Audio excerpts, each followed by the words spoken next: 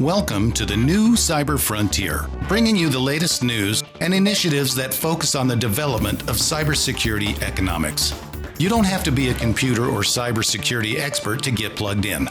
Your host brings it straightforward, asks the tough questions, and brings the cyber world to a level of understanding for everyone.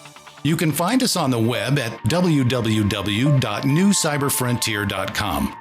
Now join our host as he introduces the topic for today's new Cyber Frontier. All right, hello everybody. This is Tim Montgomery. I'm your host for New Cyber Frontier on a new edition, and we're here today with James Fair. Sir, how are you doing today? I'm doing fine, Tim. Thank you for having me. I'm honored and excited to be here. Yeah, so I know we were chatting just previous into conversations, and got an interesting background. Can you explain a little bit for me? Give me a little background of yourself. Sure. I appreciate the question. So I've been in IT for 35 years. I've been here forever, like since back in the DOS days. I've watched it evolve, but I've been part of that evolution too.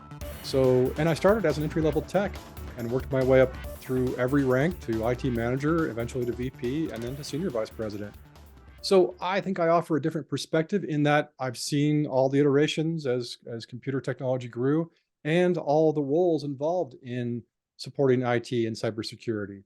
And I also went to school and got a degree in that. So I've got, I think, a bit more in-depth perspective across the spectrum than many people do.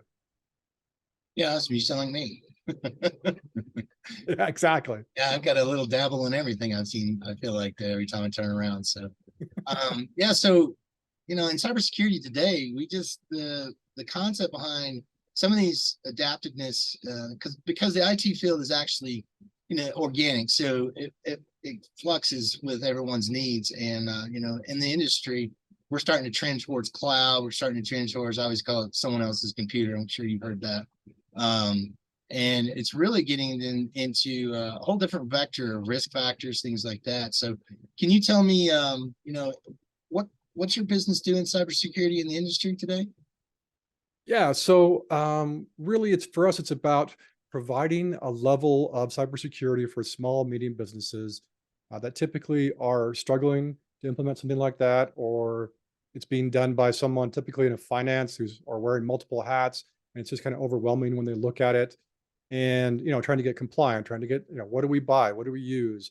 So we really want to come in and offer a suite of products and services that gets them at least moving down the right path. Maybe they're not 100% compliant or secure. Not that anyone ever is 100%, but to get that needle moved quite a bit. So really we want to come in and offer a security posture for SMBs. Where possible, we come in and we do a roadmap so it fits within their budget and it makes sense to them, and we can roll it out in a way that works. And making sure we meet compliances, preparing policies, all that kind of fun stuff. And then also doing incident and disaster recovery. We want to make sure we're prepared in the eventuality. I hope it never happens to anyone out there, but the odds, unfortunately, are pretty good this day and age. So we want to make sure people are prepared, not just from the perspective of, how do we stop someone from getting in, but what do we do if and when someone does get in? Awesome. Yeah. The disaster recovery thing, I work for several other companies and I do consulting on the side somewhat. It's hard to find the third party that can come in and actually do recovery measures and support the disaster recovery processes.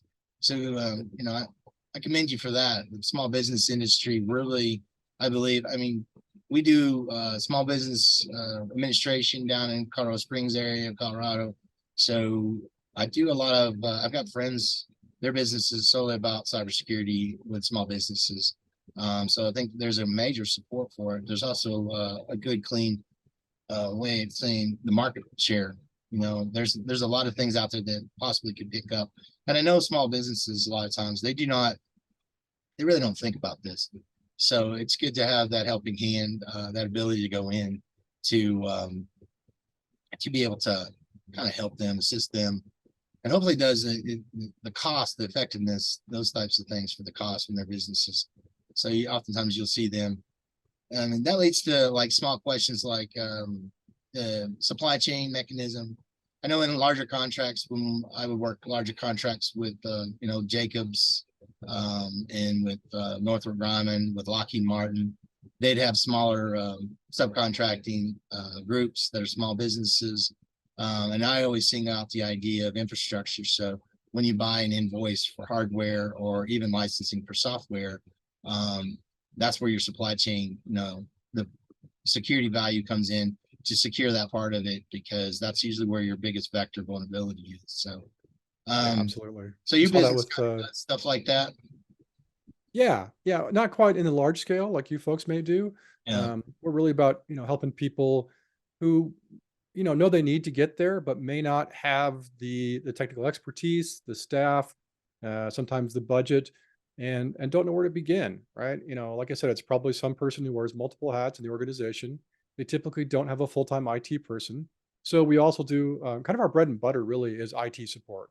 Then we layer on cybersecurity support, cloud needs, incident, disaster recovery, incident response, and disaster recovery, and really want to help folks, survive what's going on out there in the world, because, sadly, no one's really safe out there. Everyone's being targeted. No one's safe from these ransomware attacks that are going on. And Yeah. yeah, supply chain's a big deal, right? We see that with what was it? Toyota got hit, but it wasn't Toyota that got hit. It was one of their suppliers that got hit. So Right. supply chain is crucial. Yeah. The Target issue, how they got into Target and yeah. Exactly. HVAC, right? That's Yep. HVAC system. Yep. so Their remote support unit was tied right into the main network. Like, yeah. Yeah. Simple little thing like that got so much. So yep. okay, Yep. well, James, we're gonna have to take a break here. So Okay. right back after we hear from our sponsors. Blockframe technology offers next-generation blockchain-managed trust and security. Unique non-fungible tokens are used to secure software bills of materials to provide data quality and security for every transaction in your supply chain. Deploy advanced peer-to-peer product security, scale zero trust capability to millions of IoT devices, allow vendor tracking and accountability, and rapidly reset from compromise. Unchangeable, time-sequenced blockchain data provides next-generation security using machine learning trust algorithms and audit analytics. Start securing your supply chain today by contacting Blockframe at www.blockframetech.com. Okay, welcome back to New Cyber Frontier. That's true. I'm your host, Tim Montgomery. I'm here today with James Fair. Looks like you're doing a lot of things with small businesses, which I think I can appreciate and value that. My mother actually ran a company for a while, so my backbone of my existence, I guess, is kind of preserved in that because of the way her entrepreneurship, the way she actually managed her businesses and things of that nature. So I always particularly pay special attention to those out there that literally are trying to bring something up as a small business. I think that's kind of what they would refer to as American dream, right? So Absolutely. yeah. So what do you think in regards to small businesses?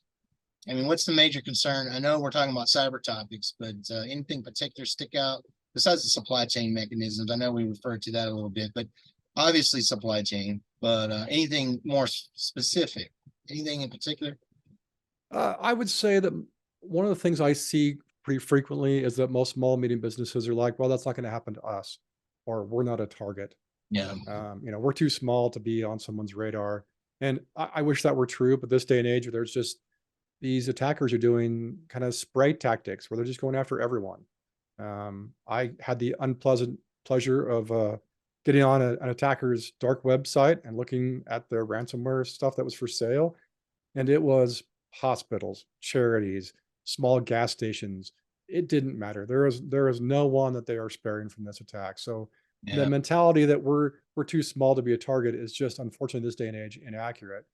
And in a lot of cases, if a small business gets hit, they can't afford to pay a ransom or to deal with the downtime. Like the average downtime was like 21 days from ransomware. Yeah, they So would, wouldn't they? yeah, they would go under. Exactly. So we want to make sure we're doing our very best to help those folks in the event. And again, hope it never happens, but it's a pretty high likelihood this day and age that it will at some point to some degree. We want to make sure that they can survive those and not just survive, but thrive, and give them, a lot of times companies will come in and say, okay, you need to buy these 37 products and services, and it's overwhelming and it doesn't fit in their cost budget. So instead, we want to come in and do, like I said, like a roadmap. something that makes sense. Let's add this year and this next year and this year afterward. So at least we're moving the needle and we're getting there in the long run. That's probably the biggest thing I've seen. There's other ones like, I don't need multi-factor authentication, or you can turn it on for everybody else, but don't turn it on for me, says the CEO, right? They oftentimes see security and ease of use at kind of opposite ends of the spectrum. Yes, I do. And yeah, there's some truth to that. There's no doubt. I'm going Right. to, to add security requires some additional overhead, some additional time. But there are, low hanging fruit. There are little things that we can change that will move the needles into security measures a big amount with very little, kind of efficiency hits. So for instance, multi-factor authentication, that's a big one. People's Exactly. credentials get stolen every day. I used to trade cryptocurrency. I don't anymore because I like sleep better. But one day I woke up and I Yeah, had this that's a good thing. wall. I had this wall of messages on my phone. And it Yeah. was like, do you approve this login? Do you approve this login? And it was my crypto account. Someone had gotten hold, and I'm tech. I've been doing this forever in cybersecurity. And yet my credentials got stolen. And the Yeah. only thing that kept them out of my account was that multi-factor authentication. Yeah. It's So I true. went and changed my password, immediately, changed my email, but just a whole wall of them. And if they'd gotten in, all my crypto and that money would be gone. No So doubt. please turn on multi-factor authentication wherever you are. Yeah. So, yeah. And the other thing about, like, if I lose my phone, so my phone has all the multi-factor authentication, everything's pointed at it. So it's something I think is something as a process that I think we're learning. But multi-factor authentication is a big analysis. The zero trust concept, and the pillars behind it, for trust at every level, also something, and it is a tedious task to imply and maintain. However, and then I would say, small businesses, they won't have, and trying to figure out what kind of, how to tailor these things, what the tools are to actually be able to help these small businesses do such a thing, to apply. And I think it will impact, as far as supply chain measures go, with the new Rev 5 850 series out. I definitely think that this is going to be, because the executive order came out like 2 years ago, I think, and they got a 5-year plan. They still, the government still hasn't managed to come up with the rule set. So we're, as we trend, in the jobs I've got, I see that it's the planning phase. We're still, and it's a gradual phase. It's a maturity level phase. So I can only imagine with the way you handle, what you do, these small businesses, is the same type of effort. I also think that it's brilliant concept idea. Think about it, because small businesses, they don't even probably know half the stuff when you're telling them you go in and look and you do analysis and say, these things you don't have, these things is what's hurting, these things need to be applied. How do you triage that? You prioritize, just like in all things in cybersecurity for risk evaluation. But they don't know. I'm guaranteeing you, they don't know when you're talking about it. You got to put it in depth. Sometimes you got to draw it out. Not that they're not intelligent. It's just people don't focus that way, and their mindsets are not orientated a lot of times the technical values that bring when you start conversating about this stuff. So definitely, and you always call it the purple unicorn. So person who can translate business into tech and tech into business, there's like one person in the room maybe that's able to do that. Everybody else is kind of like, so What? yeah, And, plus we want to work with stuff like in Salt Lake, we work with the chamber because we want to create regulations that if if an organization is putting security measures in place and they get hit, that helps reduce the fine, right? They're proving that they put measures in place. We want to create some incentive for them to have that spend just in case that, eventuality happens. yeah, no doubt. So, I mean, I guess, let's see. One of the other questions I think I had was, is self-help advice that you might give small businesses or anybody trying to start a business? What are some of the first steps you think, cybersecurity wise? If I started a business at home and I was going to set up a front end server, application, and that was going to be my interface, or I went to a website and started, what kind of concerns cyber wise would you have and advice to give to those individuals that are just getting into something? Oh, that's a long list. Let me start with some easy ones. Multi-factor authentication, we mentioned that, right? Yeah. Whether you're at home or at work, please turn on multi-factor authentication. All of your banking sites, your health sites, and particularly your email, because most of our password resets end up in our emails. We want to make sure we're seriously protecting our email addresses. Backups, I can't stress the importance of backups enough. We've seen organizations have theft where someone came in and stole all their gear. Yeah. We have seen, fire, flood, ransomware attacks, and you can recover from all of those given good backups. And again, this applies also at home. I've had the uncomfortable conversation with a family member to say, hey, I've got this ransomware note and I can't get to the pictures of my deceased father. And they were the only pictures we had. Right. That is not a fun conversation anyone ever wants to have. So please have good backups both at home and at work. Pay for a good antivirus solution. Yeah, there are free ones out there, but this is one of those areas where you get what you pay for. And I really want to encourage everyone to pay for a good antivirus solution. The idea in security, as you know, is we want to do multiple layers across the board.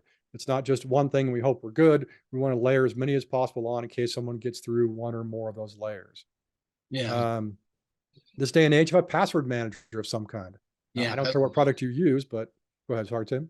A password vault. Yeah. I have a password vault. 200 accounts. I can't keep them with all those passwords. Right. And you don't want to use the same password in all of them, because if your password gets lost, and everyone has access to all of your accounts. So you create separate passwords for all those places. Right. All 200. Yeah. And this day and age, I call it a healthy level of paranoia. I'm not asking you to be super paranoid, but I also don't be naive. Have a healthy level of paranoia.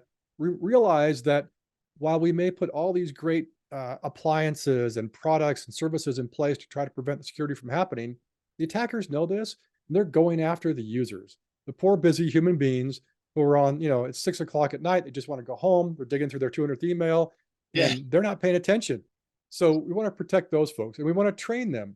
And one of the ways that we do that and we encourage organizations to do is let us come in and do a phishing campaign. So we're going to come in and act just like the attackers. We're going to send fake email messages from fake domains and try to get them to click on this email. And if they fall for it, then they take a short training. And it's amazing the awareness this raises in the organization. Suddenly people are looking out for those emails because they know we're trying to get to them. And we'll see a big spike in email being sent to the IT group saying, hey, is this a legitimate email? Is this a legitimate email? And over time, that kind of tapers down. So you have to do it periodically. Yeah. But and people say, well, it's kind of like, you're attacking us. And like, well, it's better that we do it and you were aware of it than somebody else doing it and you're not aware of it. The consequences from that are pretty high. Yeah. You'd rather you fall for the fakeness and somebody come back and say, okay, after action report, right? So exactly. Here's the thing that you need to know to look for instead of nobody. If it was real, those people wouldn't care. They got what they needed from you. So, exactly. Yeah. And it's how many times a day a site can be attacked just repeatedly, thousands, hundreds of thousands of times in a day. And 10 million times trying to ping every IP address you got to see if you got any vulnerabilities, just so we can run a script to do something. And I think, small businesses, I'm sure when they go into their business, they're not thinking, we have a website. Yes, if you have a website, you're vulnerable to a lot of this stuff. So then can't shut themselves off from the world. And it's a good resource to market, which Amazon is number one at marketing values behind all kinds of things. I mean, you name it, any product out there, I'm sure you can get it from Amazon. I don't think I've ever not had an ability to go find it in Amazon versus somewhere else, right? Right. So, the next day on your doorstep. Yeah. And then that's just the world we're living in. So of course the interface to the internet is a must. And if you want to open small businesses, you've got to have that interface, that resource, right? So particular things like that. So I mean, have you ever, in your experience, found that at any point in time, small business is not really listening to advice? I mean, what are some of the things you kind of run into that you would say that you've had to overcome? I've had challenges with folks who want to take credit cards and yet they don't believe they need to be PCI compliant. I've run into that a few times. Yeah. I had one organization I worked with and they were taking credit cards. They only took like 2 or 3 a month. And for those that don't know, if you take credit cards, then they will send you a self-assessment questionnaire you need to fill out. Yeah. It used to be like 20 questions. Now it's like 400 questions. It keeps getting bigger. But the idea is you fill this thing out and it raises awareness to you of the areas you need to be more secure in. Mm-hmm. Well, the organization I was working with, they said, hey, you're our new consultant. Will you come fill this out? I said, sure. And I said, okay, we're not compliant in 17 places. They're like, what do you mean? And I'm like, well, we're failing in 17 areas that we need to improve. Mm-hmm. They said, well, we always pass. I'm like, you always pass. What do you mean? And they said, well, we just figure out what answer they want and we choose that answer. I'm like, no, no, no, no, no, no. The idea is not, this is not a quiz. This is to raise awareness where we need to do things. And if you're lying about it, so consider this, if you get breached or attacked, you're going to pay a fine no matter what. Yeah. And the severity of that fine is based on the information stolen and the amount of it. So a couple addresses, no big deal. Thousands of credit cards, credit card numbers, that's a big deal and you'll pay a lot. However, everything that you've done to try to prevent it from happening will help reduce the fine in the eyes of the court. Yeah. So, we want to leverage that and make sure we're doing everything we can to try to prevent this from being an issue. Yeah. So it becomes very important, that cyber idea. It's obviously you pay up front for something the majority of the time. It's almost like paying your service agreement for maintenance on your car. So at the very beginning, when you get the car, would you like the 10-year plan, the 7-year plan? What would you like to do there?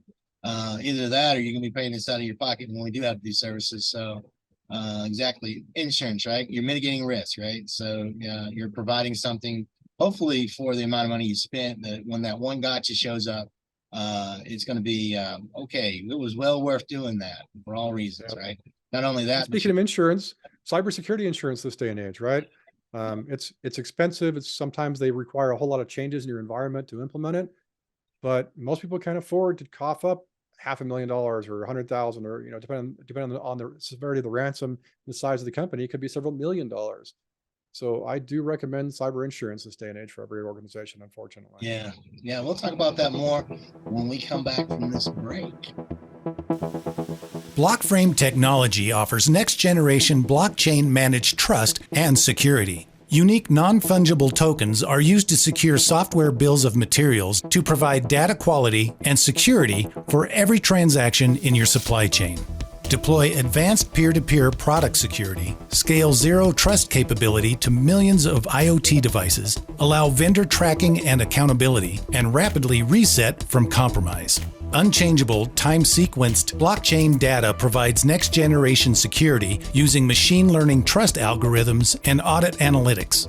Start securing your supply chain today by contacting Blockframe at www.blockframetech.com. Welcome back to NewCyberFrontier. I'm your host, Tim Montgomery, and today we're speaking with James Fair and helping small businesses maintain security postures. And before the break, we were talking about the challenges of really conducting business with credit cards and insurance, right? So insurance is something that I think we compare it to. I think most people can understand when you go out and get that car or something. We were talking about how that policy that applies, if you can afford it, you should probably do it, because the moment you got one of those gotchas that's not covered by warranty, you've got a part that $4,000 in your car. Yeah, and you're like, where am I going to come up with this money? Ransomware, things that happen during those processes, if you don't have such things in place to support, along with other means, like we talked about recovery, disaster recovery processes. We also can say that it's expensive. And I think people focus on that, but it's also the fact that we just lost information, data that we could not protect. So there is no, in my opinion, there's no true value that you can place on such a thing. So it's invaluable. If you lose data, and you referred to in previous conversations about speaking to individuals who lost pictures of family members, you can't no longer get that back. So data recovery processes but insurance, the focus of insurance is really to help stay preventative at lower measured costs. So you do have to evaluate risk when it comes to that, but mitigation is usually a lengthy process, continuous monitoring processes, so we can adapt. And your business is not going to stay in one box. We know most businesses, they'll grow, right, in avenues. So, and then we talked about just cybersecurity in general and the posture behind most cybersecurity for small businesses to support those businesses. Do you think that in today's age, what do you think, like the forecasted next 10 years? Is there any big problem coming our way that you think in our industry of cybersecurity when it pertains to small business that we probably need to be focused on more? I suspect we're going to see more behavior-based models of security. I'm sure you've seen this, where rather than the reactive antivirus approach, where someone gets infected and then we all get the signature so we don't get infected as well, we want to do a behavioral-based thing. This day, I've seen some behavioral-based anti-ransomware where it looks for processes that encrypt files. So it's not necessarily looking for signatures, it's looking for activities and preventing those. And I think we're going to see more of that in like change management software. If someone logs in at 2 a.m., they don't normally log in at 2 a.m. That's a red flag. If a user is suddenly bumped up to an administrator level access, that's a red flag, right? They're not normally. Yeah. So I think we're going to see some of that. I'm hoping we're going to see more passwordless coming down the road. Definitely the zero trust. That's going to be a no-brainer coming down the pipe for sure. And unfortunately, I just don't see us getting any better with ransomware anytime soon. Industry, the bad guy industry just keeps growing because they're making a ton of money at it. And we're seeing countries get involved, right? Nation states all of a sudden getting on board with this. So I'd be honest, when the latest Windows 11 updates came out and they said, hey, we've got these new and improved icons and these features, I'm like, yeah, but what about ransomware, folks? So I'm hopeful we find a way to stop this from happening, because this is just brutal and it's taking down so many organizations out there. And it's supporting bad guys out there. We're paying a lot of money. Something like $10 billion in 2021 was spent in ransomware. And as you mentioned, exfiltration of data is part of it now. So it happened to the University of Utah here in Salt Lake City. They got hit with ransomware. They did everything correctly. They had backups. They did it all right. But the attackers were able to prove that they had student data. So they ended up paying them so the student data wouldn't get put out there on the internet for someone else to buy. Yeah, it's amazing how many times they'll just pay for it, and then still move. Like, no, there's a lesson to be learned every time something like this happens. So when a breach impacts, there's an impact to it. There's analysis behind it. I'm sure that there's security individuals, professionals within the organization that's asking for things, but then again, it doesn't always mean they're going to get it. So it just seems like the practicality behind the importance. We're moving more into the limelight when it comes to cybersecurity and the need for it, especially in the in the IT world. So you would think that they would keep focused on it. And like I said, it comes back to money. A lot of times, odd to say, but there's effective means and a way we can do that. Like I said, stair step into it. Get an analysis and then figure out how to gradually support what you need to protect your data. So yeah. For those who aren't familiar with it, like what Tim's talking about is risk analysis, right? We want to create a big template, a big matrix of all the things we're going to be concerned about, the likelihood of those happening and the impact if it does. And then we'll start working, rather than just kind of randomly poking at these things we want to address. Let's deal with these things in risk order, so that we're attacking the things that are most vulnerable, most susceptible first, and then working our way down that list. Yeah, usually you prioritize, right? And it's not business needs, it's risk value for data protection of information, protection of system. So your focus is different when it comes to that. And when it comes to business postures, you got to relate that to business objectives a lot of times.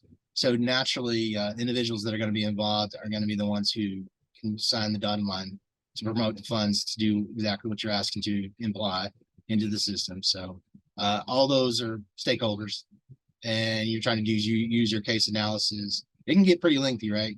I mean, with small businesses, probably not so much, but bigger businesses, we get into a lot of the dynamics, and you get a lot more individuals that do the signing part. So, and there's a lot of debating going on some days. So you can get those things that impact you too. And the other relation is when the top cybersecurity person's under the CIO, usually that's a conflict of interest, truly. Because think about the CIO, they're all about uptime, right? Mean time for up. And cybersecurity is always potentially asking them to try to harden the system. So what happens there? They're conflicting with each other, basically one against the other. So we always, like you said, the posture of trying to balance that, right? So, and that's always a given. It's an always given flux, give and take. So yeah, lots of interesting things. And I think with cybersecurity, and maybe you can elaborate a little more on this, is the aspects of what comes out of cybersecurity. I mean, when you harden a system, I know we talk about money and cost, and we talk about the inability to use something, but there's a positive measure to these things too, right? So, I mean, the protection of data, loss of data, never getting that data back, use of data against you, those types of things. We're down the road now. They've created profiles, that type of measure to get into your stuff, and just the feeling of loss itself. So, I mean, is there anything out there that you think that hits you more when it comes to type of, how how cybersecurity, when it's implied and doing its job, I mean, what are the things you really can promote within a system? You see anything? Well, there's, you mentioned a little bit the emotions involved in this, right? That feeling of loss. And the opposite side is true. I'll never forget, we did a bunch of work for this large organization here in Salt Lake. And the CFO came to us one day. I was meeting with him and I said, so what's going well? And he said, I'll tell you what, I get to sleep at night now. I'm not sitting here awake, stressed all night, worrying about when is the next time we're going to get hit by ransomware. I feel safe and secure and I can sleep at night. And that is priceless.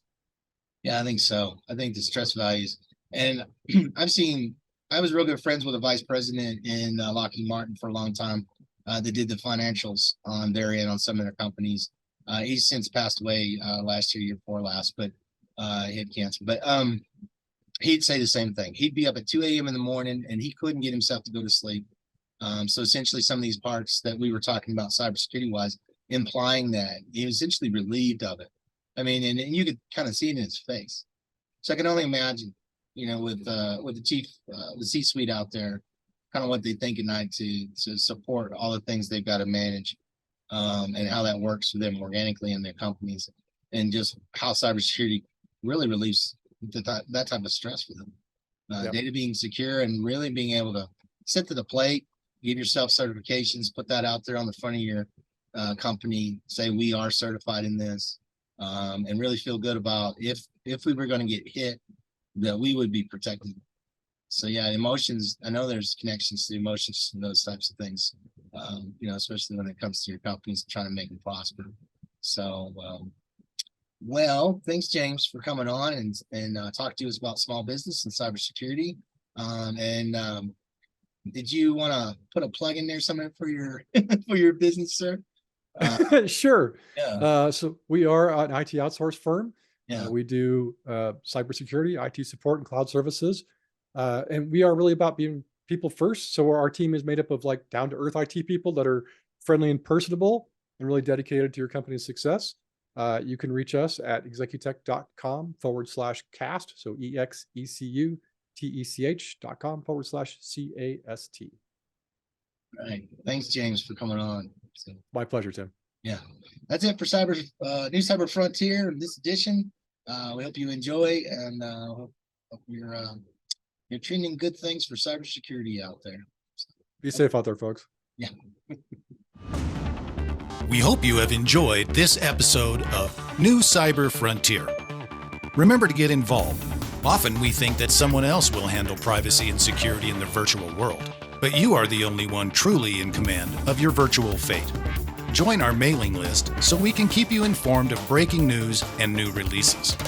If you have an idea, if you have a question that you would like to hear answered, or if you want to get involved with our efforts, reach out to us at NewCyberFrontier.com. We also encourage you to visit our sponsors' links, as they are the ones that really make this show possible.